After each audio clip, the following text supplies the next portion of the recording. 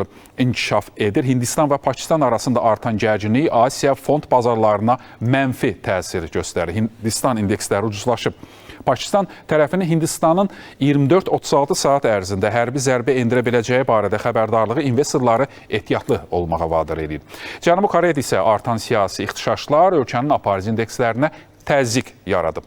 Regionda zəif sənaye göstəriciləri və Trumpın tariflərinin Çin və Yaponiya təsiri də mənfi riskləri artırır. Ümumilikdə geosiyasi və iqtisadi qeyri-müəyyənliklər may ayında Asiya bazarlarında volatilliyi gücləndirəcək. Ekspertlər belə düşünür.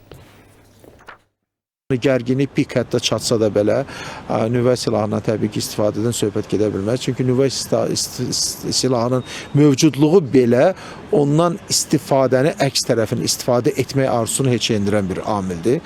Bax, bu məsələni nəzərdən qaçırmayaq. Amma təbii ki bilavasitə bölgədə gedən bir çox iqtisadi layihələrə potensial təhlükənin yaşandığını biz görürük və bu da daha çox nəqliyyat və enerji layihələrindən bağlı olan deməli təşəbbüslərdir. Nə üçün? Çünki Çinlə Pakistan münasibətləri tək nəqliyyat dəhlizlərinin idarə olunması, PECA-nın idarə olunması ilə məhdudlaşmır. Burada həm də Pakistanın enerji təhlükəsizliyi məsələləri bilavasitə Çinin bu prosesdə fəal iştirakından asılı olan bir haldır.